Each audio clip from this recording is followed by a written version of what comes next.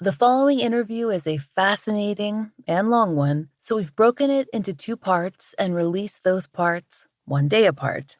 Please be sure to listen to part 1, which was released yesterday, before listening to today's episode. This series discusses homicide and serial murder. Listener discretion is advised.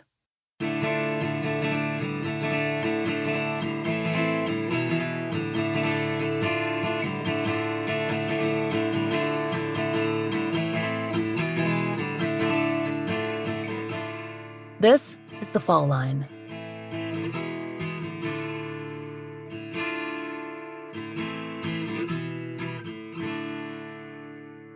Last time, we introduced you to Enzo Yaksic. He's the author of Killer Data: Modern Perspectives on Serial Murder. Enzo is also the founder and director of the Atypical Homicide Research Group, and one of the data scientists contributing to the incredibly important work at MAP, the Murder Accountability Project. We've highlighted the work of MAP before. If you'd like to learn more, you can listen to our episode entitled Mapping Murder. Last episode, Enzo walked us through some of the findings he's presented in Killer Data, a book I suggest to anyone with an interest in understanding the true state of atypical homicide and serial murder in the United States. In part 1 of this interview, we covered some major cultural myths regarding the, quote, average serial killer, what has skewed our perceptions of serial killers, like narrow studies and limit of scope, and what typology the field has moved beyond, like the concept of an organized versus disorganized killer. In this half, we pick up with our discussion of the concept of the genius serial killer. If you've seen Silence of the Lambs, you know exactly who I mean, the archetypal clever murderer playing the long game with law enforcement. While the figures we're presented with in real life aren't precisely Hannibal Lecter-level geniuses, we're given something in that realm. The idea that, in a game of cat and mouse, a long-term serial killer lasts because he can outplay investigators.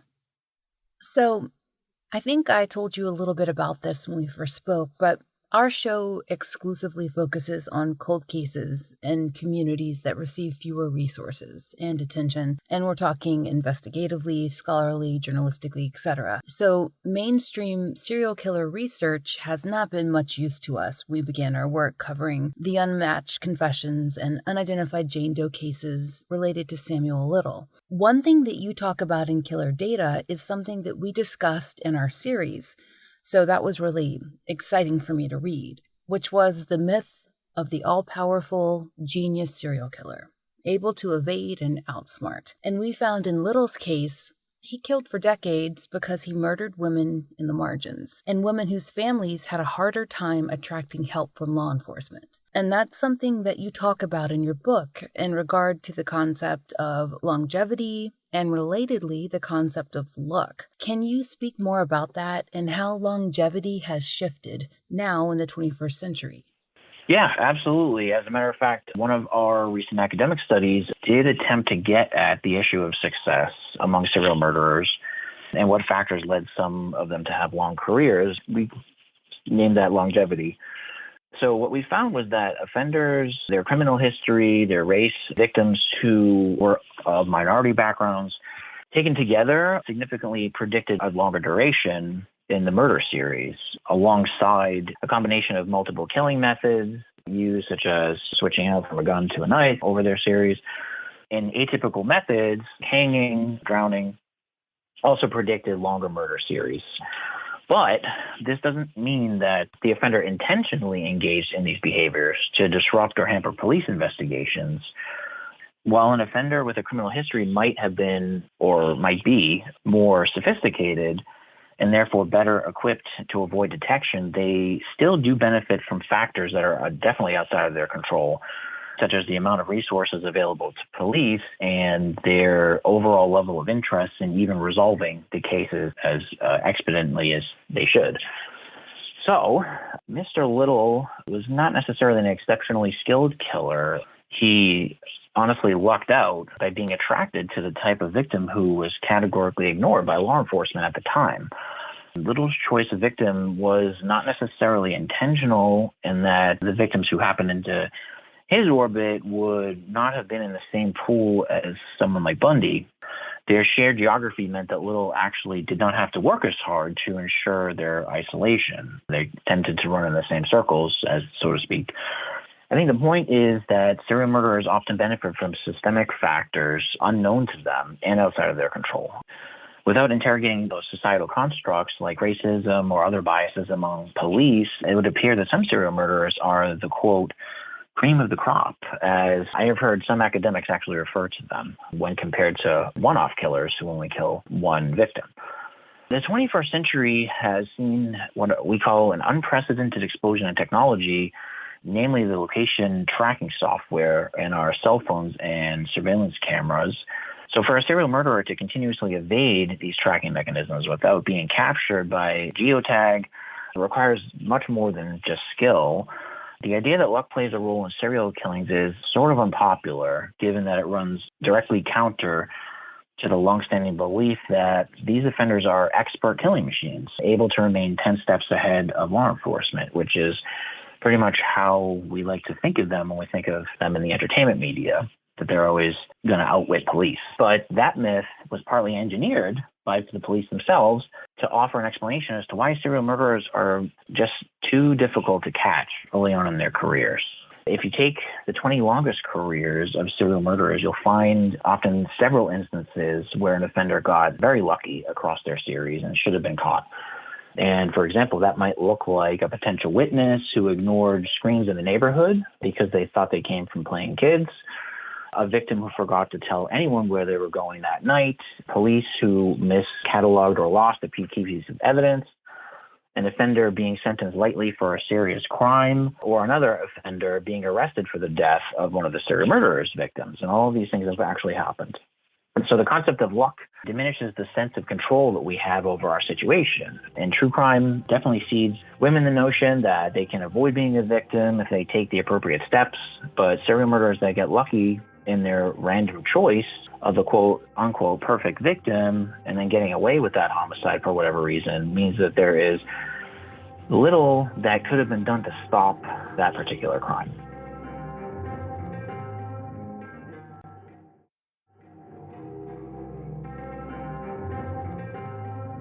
You mention in your book that traditionally, organized crime and gang-related violence, which maybe should be one category, are not included in discussions of serial murder. What's your perspective on that choice in terms of understanding homicide in this country? Okay, so one thing I think is important to understand is that academics love to categorize things and place them into specific buckets. So when it comes to urban violence and organized crime, criminologists have traditionally maintained that even though gang members and mob enforcers often do commit violence serially, these offenders should be excluded from consideration for the rank of serial killer. Now, what's important to know is that this decision harkens back to the way that serial murderers were defined for decades, and that they needed to have been psychologically and or sexually placated by the murderers and received no other benefits such as financial incentives. These things were often baked directly into the definitions as they stood back then. So critics of killer data's inclusive approach claim that by expanding the serial murder definition to include all types of motives, it would obscure the true profile of these offenders while also artificially increasing prevalence estimates. In fact, considering any offender who kills at least twice for any reason over any amount of time has allowed for a closer examination of their means and motives, more so than simply placing a label on sex-offending repeat murderers. So even when we incorporate offenders on the lower boundaries of the victim threshold, such as killers who kill, quote, only two victims, the decline in serial murder is still overwhelmingly apparent. So this goes counter to the arguments that are against this expansive viewpoint. So another reason why academics have excluded these types of offenders is the elusiveness of what goes on between two or more offenders, something they refer to as group dynamics. So their reasoning is that it can be difficult enough to try to understand why one offender does what he or she does, let alone two or more killers who are operating together. Criminologists also do not like to lump offenders who take orders from others in with offenders who choose to kill on their own volition. But after all, at one time, the idea that serial murderers should be self-motivated was actually part of the definition. As I've demonstrated throughout our conversation, early academics were a bit restrictive in how they looked at this phenomenon. So you just mentioned the decline of serial murder in the current age. And that's something that I've seen you mention a few different times in a few different places. And it's one of the reasons I wanted to read your book. And I'm so glad that I did. When you talk about decline of serial murder in the current age and your views on why the true crime industry and perhaps even some law enforcement haven't acknowledged this, I'd love to hear you expand on that a bit. Yeah, sure. I mean, the decline idea is something I've staked my career on, and not a lot of people have accepted the fact that it's actually occurring. But if you ask anyone to name a recent serial murderer, you might hear names like Anthony Sowell or Israel Keys offered as examples of offenders who flew under the radar of authorities and committed their crimes pretty much in secret. But although these cases concluded in 2009 and 12, respectively, many believe that there are hordes of similar offenders operating in the shadows today, just waiting to be found. But these particular offenders are popular because people tend to remember serial murder cases that have a unique component, such as a killer who warehouses their victims' remains, like Sowell did, or buries weapon caches around the country, like Israel Keys did.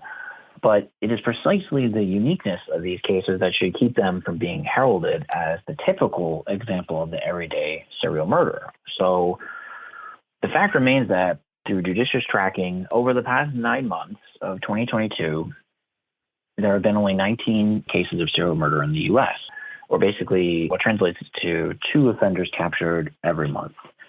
14 of these cases occurred over mere hours or days, 2 of them taking place over the span of only a week. Some might refer to these offenders as spree killers. 3 other cases transpired over 3 months each, while only 2 offenders killed over the span of a year or more. So aside from a mere 16 offenders killing over 2019, this year is shaping up to end with the lowest number of serial murderers on the record over the past decade. Even if another 6 offenders were caught over the next months to close out the year, resulting in 25 serial murderers captured over 2022, those numbers are still far lower than the 45 offenders found in 2011 or the 54 offenders found in 2012. And if we go back to the 80s, there were hundreds of offenders that were captured over that decade. So longevity among serial murderers has been greatly impacted by things such as better connected law enforcement agencies, vigilant public, and the ever-presence of technology such as cell phones and surveillance cameras, each of which we just saw help in the Stockton case to capture that offender. So offenders who may have killed over a number of years in the past have been forced to kill in quick bursts, which has definitely increased the likelihood of mistakes and their capture. My work on potential serial murderers demonstrates that there are still people out there who wish to become serial murderers, of course, but they cannot seem to string together enough homicides to meet the minimum criteria to earn the rank of serial killer. One recent example of this is Joshua Ross McCuller, who had fantasies of becoming a serial killer, which included strangulation, necrophilia, and mutilation of women. He even had a slaughter room in his apartment equipped with numerous cutting instruments and tools and saws, but he just gave himself up after one homicide. So what's important to note about the decline concept is that it does not imply that the incidence of serial murder has completely ceased, as many of its detractors have claimed. The decline simply compares the overall number of apprehended serial murderers to those captured in previous decades. So after a steady decline over the past several years, we're beginning to level off with an average of about 25 serial murderers apprehended each year. One of the reasons the decline in serial murder is overlooked is the preponderance of people with TikTok accounts and social media influencers who jump to hasty conclusions when 2 homicides share even the most remote possibility of being connected. So if one were to consult these stories, it might appear as if there are a great number of serial murderers in society compared to the number that there actually are. The last thing I want to say on this is detractors of the phenomenon of the decline in serial murder believe that because modern-day serial murderers are, they think, far too savvy and smart to be apprehended, the decline represents a deficit on our part to see offenders who are operating within what they call the dark figure of crime. The idea is that since there are thousands of unresolved homicides in the U.S., a large portion of them must be committed by sophisticated serial murderers. I mean, that makes some sort of sense. But this notion can be disputed, at least anecdotally, with the results of a tool which has gained recent popularity due to its use in resolving the Bearbrick homicides, which, of course, I'm talking about genetic genealogy.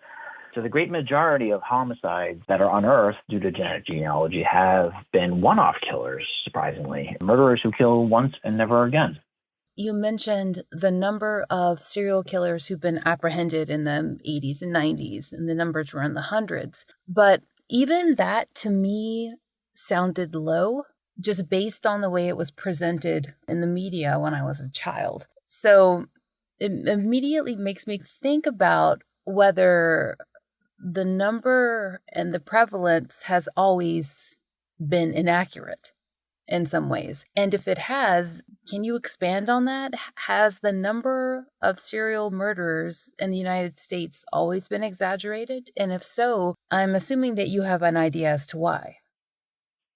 Yes, actually it has. The prevalence of serial murder has been purposely exaggerated for actually decades. So academics, I'm one as well, we need to feel as if what we're working on is cutting edge. So this explains why so many former serial murder researchers have actually started to pivot to studying mass murder. So there's a real belief in the old adage of if it bleeds, it leads, that the news media still abides by. Streaming services continually release documentaries and movies about golden age serial murderers, such as Ted Bundy and Jeffrey Dahmer, as I've mentioned, precisely for this reason. Modern day serial murderers are just not as interesting as the offenders everyone is familiar with. But a byproduct of this behavior is the sense that these particular types of killers never truly disappeared and are still out there lurking around every corner. So it's in everyone's interest who is involved in this area to keep people convinced of the looming threat that serial killers pose, even though they are much rarer now than they have ever been in history. What actually complicates prevalence estimates is the unknown proportion of missing persons cases that result in wrongful death and the number of unresolved homicides that can be linked to serial murderers. The general rule in homicide investigations is to not immediately leap to the possibility of a serial murderer operating in the community whenever a homicide occurs. But in today's day and age, bloggers and journalists attempt to make linkages unsupported by the evidence. This results in credence being given to wild, unproven theories like the smiley face killer, which is all it takes today to convince the public that a serial murderer is on the loose. One of the biggest myths out there is that every serial murderer dismembers their victims. So whenever dismembered remains are found, the first thought is that a serial killer is responsible, even though plenty of one-off murderers engage in this behavior. And it could be said that some individuals in society are actually upset that serial murder has declined, as these cases offered fodder to engage in the case as an armchair detective and try to work out the mystery in real time along with the police. Yeah. We learned also from our conversation with Thomas Hargrove last year from Murder Accountability Project that while a hotspot on a map in a certain city that can indicate serial murder, it can also just be a totally false signal and represent layered issues like low case clearance. Is that something that you see as one of the issues that's clouding an accurate sense of how many serial murderers are actually operating now in the 2020s? Actually, it's precisely this issue, which is basing prevalence estimates on faulty or questionable data, that has led to claims that 2,000 serial murderers are active in the U.S. right now. Another representative of MAP has actually stated publicly that the prevalence of serial murder could be as high as 4,000 offenders. So in the instance of our work with MAP, the algorithm is actually built to search for clusters of victims who were killed using the same method and dumped within a tight geographic area. And the algorithm itself was built using the Green River Killer, Gary Ridgway, as the model, which explains why it expects serial murder victims to be located in clusters, given that's how he buried his victims. But that aspect is unique to the Green River case. Few other serial murderers have actually behaved in that manner. Another issue is that not all serial murderers use the same method to kill their victims. The third issue is something that we have been calling in-house the data train wreck. This refers to the changeover from the SHR, or Supplementary Homicide Reporting System, to something called NIBRS, or the National Incident-Based Reporting System. We at MAP use the SHR to locate clusters of victims, something that will actually not be available for the foreseeable future due to most states experiencing significant NIBRS compliance issues. Some departments refuse to comply at all. The SHR and NIBRS changeover that Enzo mentions here is something we discussed with Murder Accountability Project founder Thomas Hargrove. Hargrove was pleased about the advent of the NIBRS system when we spoke. He told us that, quote, "The Murder Accountability Project is solidly in favor of the NIBRS standard. It's a very good idea. It provides a wealth of information about all of the index crimes counted in the Uniform Crime Report. We absolutely recommend to all law enforcement agencies to work to adapt to this new reporting standard, which is much more complex and much more complete in the amount of information they have to report every year." He also told us, quote, "The data collected is essentially the level of detail that we've been getting through the supplemental homicide report for all major crimes, for robberies, burglaries, sexual assault, in that it's supposed to name the age, race, gender, ethnicity of every victim. And if an arrest is made, similar demographic information about offenders' weapons used, if any weapons were used, dollar amounts, and value of property stolen. Anyway, a wealth of information at the individual case level. It is a large amount of information that police are being asked to provide the federal government." End quote. So, why the switchover? As Hargrove points out, our understanding is that NIBRS allows for, and thus seems to require, more detail at the incident level. That can disincentivize reporting. We interrupt this program to bring you an important Wayfair message. Wayfair's got style tips for every home. This is Styles McKenzie helping you make those rooms sing. Today's style tip: when it comes to making a statement, treat bold patterns like neutrals. Go wild, like an untamed animal print area rug under a rustic farmhouse table from Wayfair.com. Arr, fierce. This has been your Wayfair style tip to keep those interiors superior. Wayfair, every style, every home.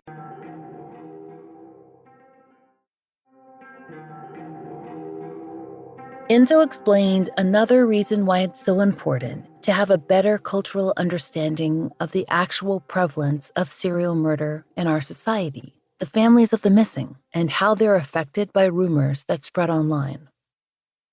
A situation that recently occurred in Kansas City, Missouri, demonstrates how hurtful it can be to families struggling with the unknown when rumors of an active serial murderer are passed around. Even though the claims are unfounded, according to police, the family of a missing teen are being inundated with internet URLs from a community that's convinced by a TikTok video that a serial killer took their daughter. The family themselves have since begged those individuals who are spreading the rumors to just stop. So I think we need to be more selective about the comments we make in regard to the presence of serial murderers, given how inflammatory of a topic it can still be in society today. So I think I told you when I first contacted you, and this is not just because I wanted an interview, that when I read your book, I was taking notes on every single page. And if I was still in the classroom, I would assign killer data to all of my students before they approached any project based on true crime. I feel like it is such a necessary text. So I would love to know from you, like, just best case scenario. What would you like readers to take away from killer data? What do you want them to understand about serial murder, about victims, about statistics, about the reality of crime, anything you want? And also, let me add in here that they still need to buy it and read it, right? I just, just an overall message. Well, thank you, Laura, for saying all that. So as the serial murder entertainment complex, as I call it, continues to grow unabated, I feel like it's probably the right time to reevaluate where we are in the realm of serial murder research. So many books have been written that just regurgitate ideas from the past, and I think it's time to just move, honestly, into the 21st century. So my recent Medium piece about accountability in true crime is probably unlikely to make a difference in the wider conversation that's actually going on that was spurred from the Ryan Murphy show about Jeffrey Dahmer. But it is interesting to me just how many opportunities there were for me to post about it on social media as a response to people who are honestly obsessed with the true crime genre, diehard fans. yeah, he can't say anything against it to those folks. But I suppose the take-home message of Killer Data is that we, I think, need to take a step back from the serial murder genre and ask ourselves if this is where we thought that we would be 50 years on from acknowledging their appearance in modern-day society. I think we need to understand that serial murderers definitely do not fit one particular archetype or mold, and they are rarely the seething, unhinged, mentally ill monster lurking in the alleyway as they are often portrayed. But even modern portrayals are a bit inaccurate, as they are also not usually the outgoing neighbor that everyone loves and who people are shocked to see arrested. The truth is somewhere in the middle. So the point of Killer Data is to stand as a wake-up call that we need to begin deconstructing what we think a serial murderer is in the modern age. So I think, personally, it would be foolish to abide by old thinking or to carry those traditional viewpoints into the next generation. So as times change, so does the landscape of offending, and Killer Data, I hope, will stand as one of the first efforts to really wake up folks and bring them into the 21st century. To me, it's the most important to reach academics that are just starting their careers, and I hope that Killer Data can serve to them as Eric Hickey's work did for me. I carried that book everywhere. It was my Bible. He's been my mentor, and I can't thank him enough. I would definitely not be here if it wasn't for him. So anybody listening that wants to reach out to me, please do so. I will help anyone that wants my help. I've mentored a few people already, so please reach out to me if you have the desire to become a serial murder researcher, a serious serial murder researcher. Yeah, I think the word serious is important. Yeah.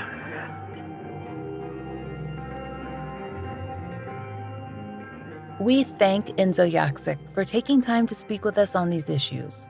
Understanding more about serial murder and the victims of these crimes helps us consume media more responsibly and ethically, operate on social media more responsibly, and look at our criminal justice system with a more educated and critical eye.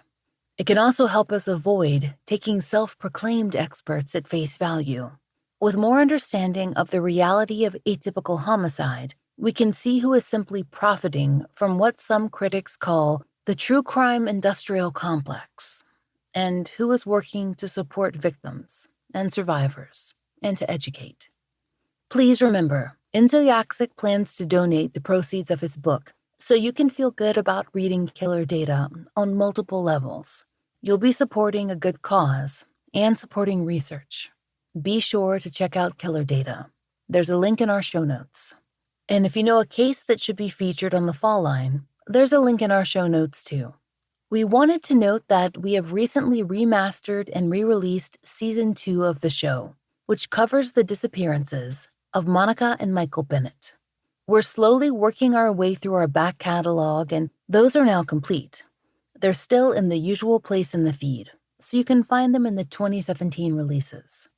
Now, we have a piece of good news to share. Other podcasting friends joined us a few weeks ago in donating merchandise to Arlene Harbison's Justice for Leon Laurella's Fund. She's raising money for an attorney to help her with various aspects of Leon's case. The True Crime Podcast Festival donated 2 VIP tickets and a hotel stay at their Austin 2023 event. Haley Gray Research organized the merchandise auction, and we all managed to raise several $100s for the fund. And Arlene had more good news. She was thrilled to have her family grant application funded by Season of Justice, who just paid for a billboard for Leon in Brownwood, Texas, where he was murdered on May 10, 1996. It's a small town, and this billboard is in a central area. Arlene feels it could be huge for his case. Another family whose case has been featured on the Fall Line, the daughters of Nut Pham and Jackie Nguyen, have just had a billboard funded by Season of Justice too, in Birmingham, Alabama. We continue to send families to Season of Justice and hope that we can report back with more campaign news soon. We're really grateful to have this resource to share, and we want to tell you a little bit more about the opportunity for families who are listening or podcasters who are currently working with families. We enthusiastically support this work and want to help them spread the word as far as we can. Season of Justice's Family Grant provides funds for awareness campaigns for families who are seeking answers in their loved ones' unsolved violent crime. Their application and program is open to immediate family members of victims of unsolved homicides, violent crimes, and cold missing persons cases. In 2022, Season of Justice funded 10 awareness campaigns consisting of billboards, targeted mobile ads, radio spots, and direct mail campaigns. They currently have billboards up in Louisiana, Texas, Florida, Michigan, Alabama, Pennsylvania, and, as of November 20th, in California. We do want to note that the family grant application is closed for the rest of the year, but will resume in January 2023, and we will remind you when it opens. The Fall Line is an independently produced show, and we appreciate listener support. It allows us to do research, obtain FOIA, pay our content advisors, and support and donate to the causes we care about. If you try out the products we advertise, please use our sponsor codes. It really helps. And if you'd like to support the show and the stories we cover, join us on Patreon. We're raising Patreon funds to continue to pay for the Millbrook Twins billboard and to fund therapy for families who've been on the show. Each and every one of our patrons helps us to continue this work, and we're grateful for your help. On Patreon, you can get early release ad-free versions of our regular episodes for $5 a month. We've also added occasional video live streams and blog updates, which all patrons can enjoy starting at just $1. If you prefer Apple Premium, we've begun that feed as well, so you have an alternative way to contribute. The Fall Line is written, hosted, and researched by Laurah Norton, with additional research by Brian Waters, Kiana Burgess, and Michaela Morrill. Interviews by Brooke Hargrove. Produced, engineered, and scored by Maura Curry. Content advisement by Brandy C. Williams, Liv Fallon, and Vic Kennedy. And, as always, our most special thanks to Angie Dodd, Liz Lipka, and Sarah Turney. As of November 2022, our monthly donation is going to Season of Justice to support their testing and family grant initiatives.